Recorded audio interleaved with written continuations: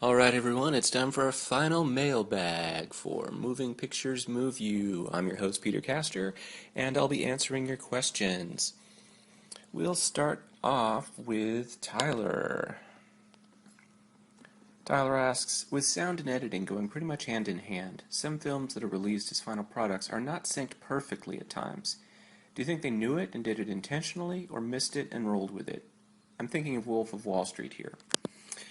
Well, with any $100 million production, I can guarantee you that virtually any problem that could be resolved in post-production is going to be resolved in post. Anything that could be resolved technically, that is. Certainly with continuity errors, there may not be a shot that allows for a bagel that's half eaten in one shot and then later is 2/3 eaten. No, can't necessarily fix that. But syncing up sound and video, absolutely, that's going to get done, unless it's deliberately not. So certainly there'll be moments when a director wants the editor to begin the sound of the next scene prior to the video of the next scene. Now, it's possible at a contemporary theater for the sound and audio to get out of sync, so it could also be an exhibition projection problem.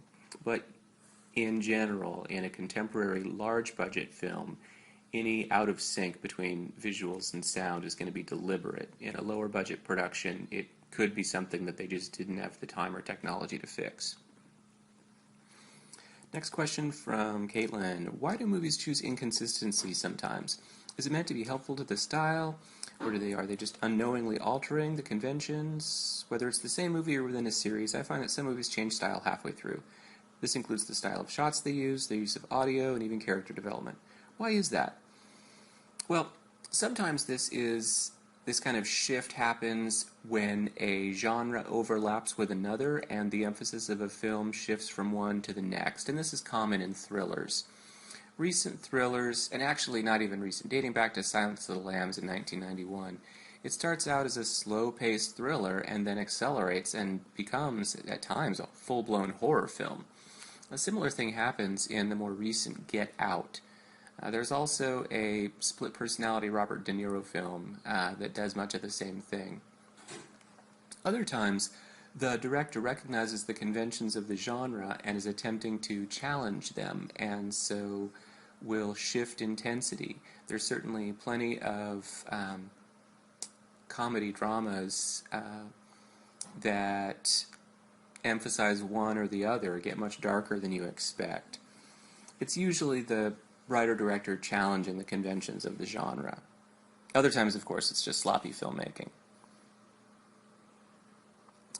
Next question's from Caleb. When regarding sound, which do you think is more effective, a lack of music or an abundance of music? Obviously, both have their pros and cons, and when they should and shouldn't be used, but overall, what seems more effective when regard to supporting the visuals?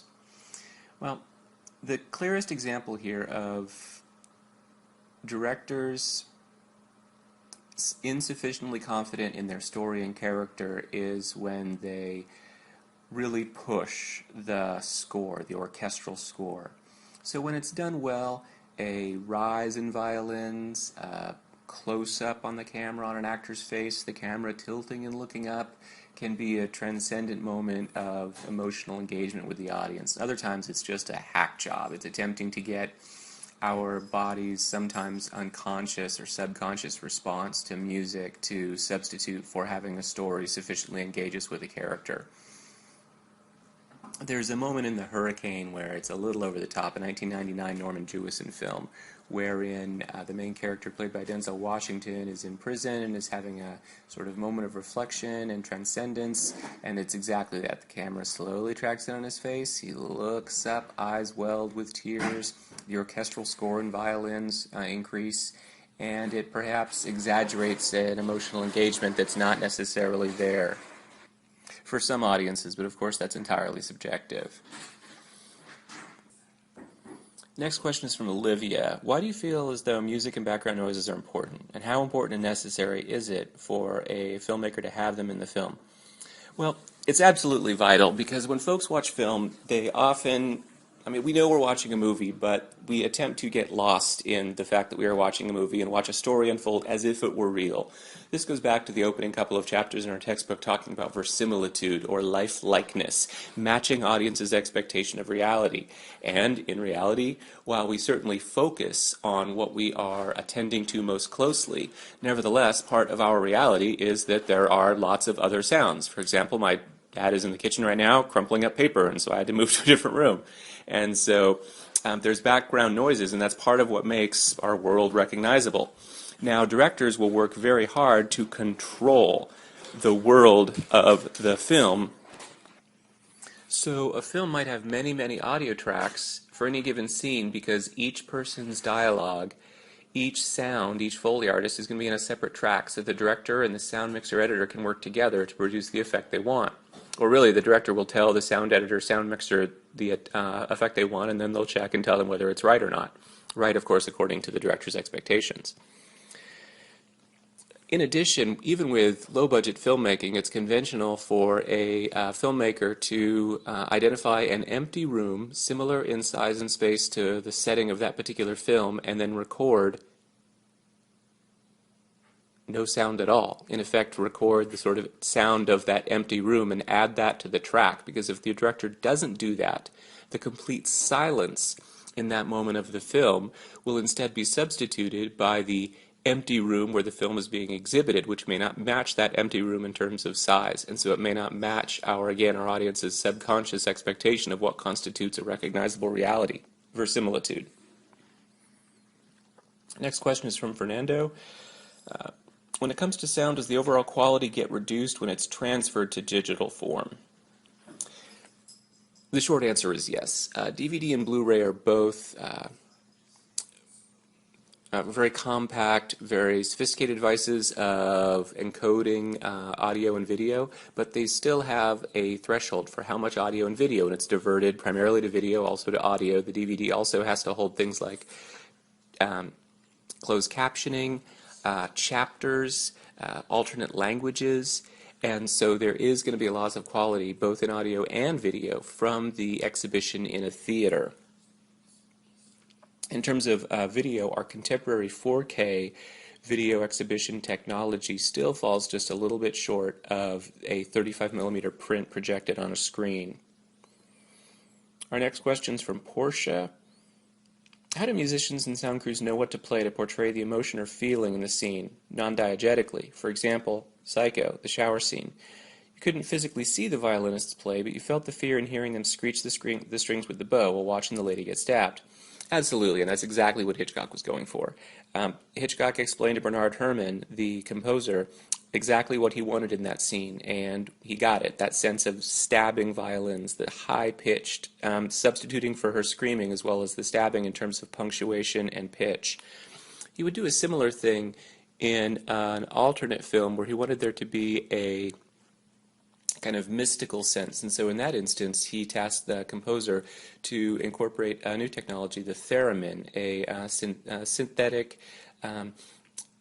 instrument, electronic, that produces its sound based on the artist's hand's proximity to the sort of part of the device itself. And Hitchcock was livid when he discovered that the composer had used the same technology in a prior film. I believe the film was Suspicion. When producing a film, what kind of processes do the directors, producers make when it comes to different shots to use? How many people are usually used when creating just one scene? This question comes from Chris. You know, it entirely depends.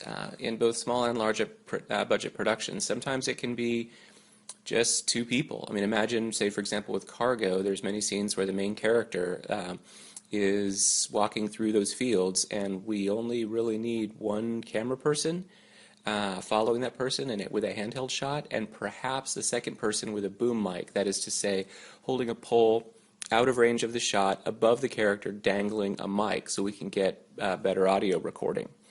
On the other hand, in Christopher Nolan's contemporary film Dunkirk, there may be shots that involve hundreds and hundreds of extras on screen, and as many as more than 100 folks off screen. The director of photography, second unit directors, gaffers, folks taping down electrical cables so that they're not tripped over when they're off screen. Any number of folks involved in lighting. There's a scene earlier, or there's a shot earlier in a textbook that shows a Western, and it shows the production crew, and you see the number of folks who are holding bounce panels, or these panels that reflect light to, even though it's natural light, the sun isn't necessarily shining everywhere where the director wants and the cinematographer wants illuminated, and so they're bouncing natural light into the scene. Will asks, how much is Foley sound used in films today? It seems that we'd be getting away from its use more and more with technology. Well, actually, we're using it more and more because contemporary digital editing allows for so many different tracks.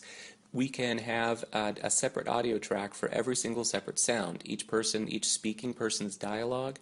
The sound of footsteps is going to be often a Foley artist, clicking together two 2x4s. In Fight Club and in many other films that feature, boxing, bare-knuckle boxing, the sound is actually produced by hitting slabs of meat in a slaughterhouse with a bat. So in Fight Club, actually, the scene of Angel Face getting beaten by the narrator, Ed Norton, was going to earn the film an NC-17.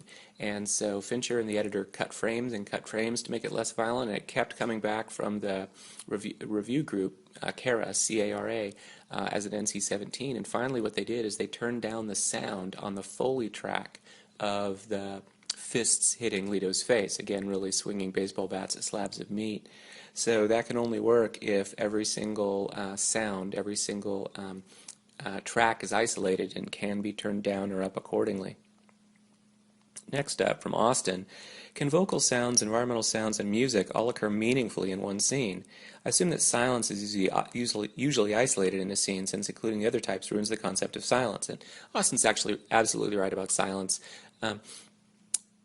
In terms of the combination of diverse forms of audio, absolutely. An example here would be in this week's videocast, the opening of Apocalypse Now, where we have the Doors soundtrack, This Is the End. We've got the natural audio recorded during the helicopter runs in the Philippines and those multiple shots. And we also have a synthesizer synthesizing the sound of the helicopter rotor blades so that it will match not only visually but sonically with the ceiling fan. So then the audience can piece together from those multiple layers of visual images and sonic images that Martin Sheen is laying in a hotel room looking up at the ceiling fan, and it's reminding him his memory of being in the jungle, seeing helicopter attacks in the jungle and flames. The presence of the idol, however, is a flash forward to the end of that particular film. Jonathan asks, what would you consider the most important sound in a movie, and does this change per genre? Yeah, absolutely it does. So in many dramas and romantic comedies, and historical epics, I would suggest that dialogue is the most important component of a film in terms of sound, because these are narratives which move forward through character interactions. In a horror film, ambient sound can often be the most important. If you have doubts about this, watch a horror film with the sound turned off.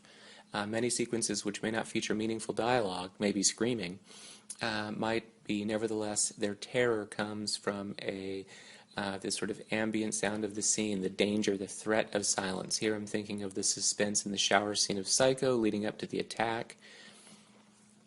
We could also look at a film like Gaspar Noé's Irreversible, I believe from 2002. That film features subsonic sound, which is to say sound at a frequency that the human ear cannot actually recognize, but a sound that causes nausea in over 25% of people who hear it. So it contributes to the film's unsettling nature. With the musicals, of course, the soundtrack is most important. We need to hear the songs to which characters are singing and dancing. In action films, I would suggest it's most often the sound of the action itself, the simulated gunfire and exaggerated swishes of bodies moving through space. the function of these action films, and in a sense, these action films function as body genres along with the ones we've discussed in terms of melodrama and comedy and horror, that the action film is attempting to engage its audience such that it affects their autonomic nervous system, that the film wants you, in effect, to breathe more rapidly, your pulse rate to speed up, to want you to feel sort of engaged in the action, identifying with the action, and responding to the action. Now, of course, if you're not interested in the action film, you're going to dismiss it and not be subject to that degree of kind of control over you, in the same way that if you don't find a comedy funny, you're not going to laugh. What's fun is when directors work within these conventions and challenge them. So a film like Cargo, which is really less a horror film than a film about human experience and transcendence, features virtually no dialogue at all. All right, this wraps up our last mailbag. Thanks so much for participating. If you have other questions, you're welcome to email me, but you'll get an email response as opposed to hearing the melodious sound of my voice. Good luck on the final this week. Everybody, have a great day.